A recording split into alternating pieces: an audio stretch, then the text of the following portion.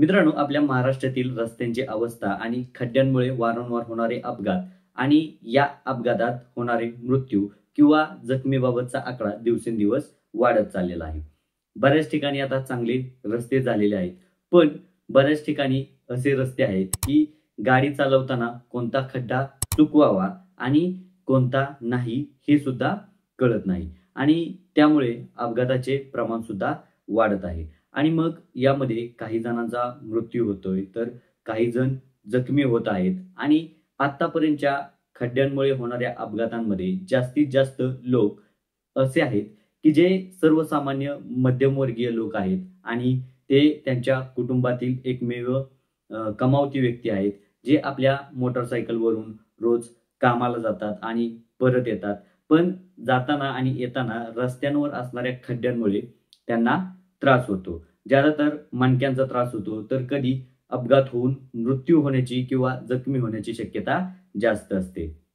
आता बघा, जर एखाद्या वाहनाचा दुसऱ्या एखाद्या वाहनाबरोबर अपघात झाला आणि जर त्यामध्ये कोणाचा मृत्यू झाला किंवा कोणी जखमी झालं, तर त्या वाहनाची विमा कंपनी नुकसान भरपाई देण्यास बांधील असते आणि तसा आदेश सुद्धा न्यायालय करत असतं.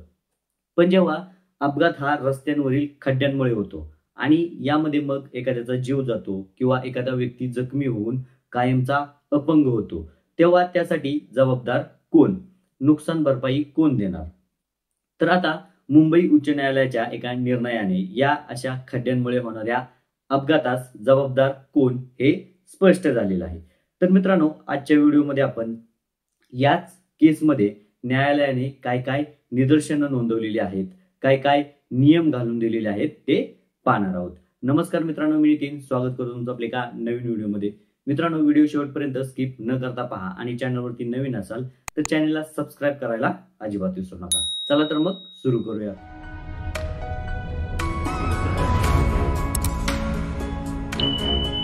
तर मित्रांनो, सन 2013 मध्ये सुरू झालेल्या जनहित याचिकेचा मुंबई उच्च न्यायालयाच्या न्यायमूर्ती रेवती मोहिते डेरे मॅडम आणि न्यायमूर्ती संदेश डी पाटील यांनी निकाल देत रस्त्यावरील खड्ड्यांमुळे जर एखाद्याचा मृत्यू झाला किंवा एखादा जखमी झाला, तर त्यांना कोण नुकसान भरपाई देणार हे स्पष्ट केलं आहे. तर या निकालामध्ये न्यायालयाने असं म्हटलं, की रस्ते चांगल्या स्थितीत असण्याचा अधिकार हा भारतीय संविधानाच्या कलम 21 चा अविभाज्य भाग आहे. त्यामुळे सुरक्षित रस्त्यांचा अधिकार हा कलम 21 अंतर्गत मूलभूत अधिकार आहे आणि वारंवार आदेश देऊनही सरकारी अधिकारी आणि सरकारी संस्था त्यांच्या संविधानिक जबाबदाऱ्या पार पाडण्यासाठी अपयशी ठरलेल्या आहेत. त्यामुळे नुकसान भरपाई न देता फक्त त्या सरकारी अधिकाऱ्यांना त्यांच्या कर्तव्याची आठवण करून देणे म्हणजे नागरिकांच्या मूलभूत हक्कांकडे पाठ फिरवल्यासारखे होईल. त्यामुळे खड्ड्यांमुळे होणाऱ्या मृत्यूचे गांभीर्य लक्षात घेऊन आणि सुरक्षित रस्त्यांच्या मूलभूत अधिकाराचा पुनरुच्चार करून न्यायालयाने काही नियम जारी केलेले आहेत. तर आता आपण ते नियम काय आहेत ते पाहूयात.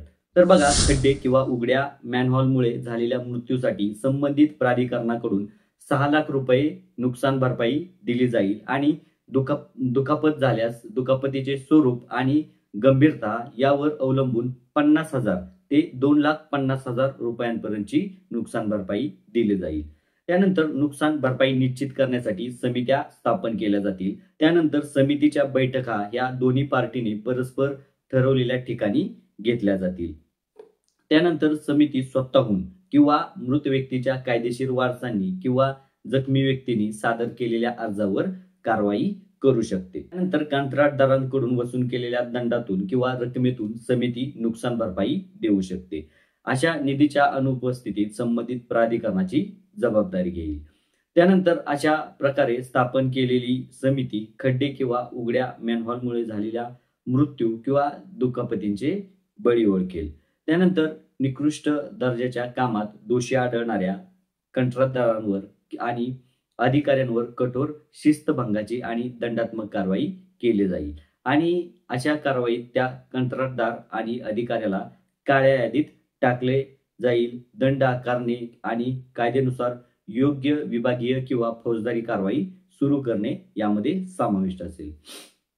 त्यानंतर संबंधित अधिकाऱ्याच्या निदर्शनास आणून दिल्यानंतर सर्व खड्डे त्वरित आणि कोणत्याही परिस्थितीत 48 तासांच्या आत दुरुस्त केले जातील आणि असे न केल्यास घोर निष्काळजीपणा होईल आणि जबाबदार अधिकारी आणि कंत्राटदारांवर विभागीय कारवाईची तरतूद असेल.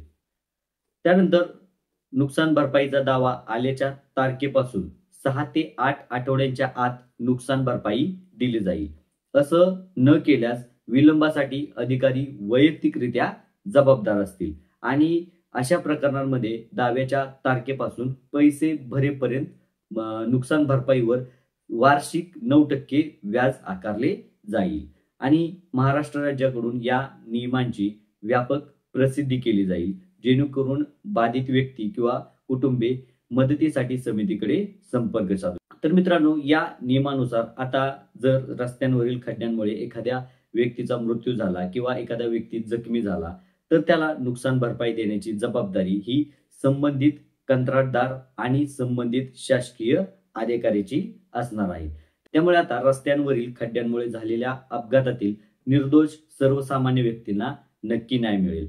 कारण आतापर्यंतच्या खड्ड्यांमुळे होणाऱ्या अपघातांमध्ये जास्तीत जास्त लोक असे आहेत की जे सर्वसामान्य मध्यमवर्गीय लोक आहेत आणि ते त्यांच्या कुटुंबातील एकमेव कमावती व्यक्ती आहेत, जे आपल्या मोटरसायकलवरून रोज कामाला जातात आणि परत येतात.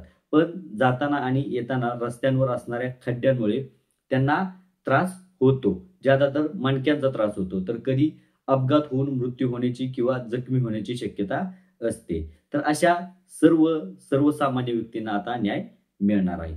तर मित्रांनो, व्हिडिओ कसा वाटला नक्की कमेंट बॉक्समध्ये तुमच्या प्रतिक्रिया सांगा. व्हिडिओ लाईक करा, शेअर करा आणि चॅनलवरती नवीन असाल तर चॅनलला सबस्क्राईब करायला अजिबात विसरू नका, कारण मी तुमच्यासाठी घेऊन येत असतो असेच नवनवीन विषय. तर पुन्हा भेटूया असेच एका नवीन विषयासोबत. तोपर्यंत बाय बाय, जय हिंद.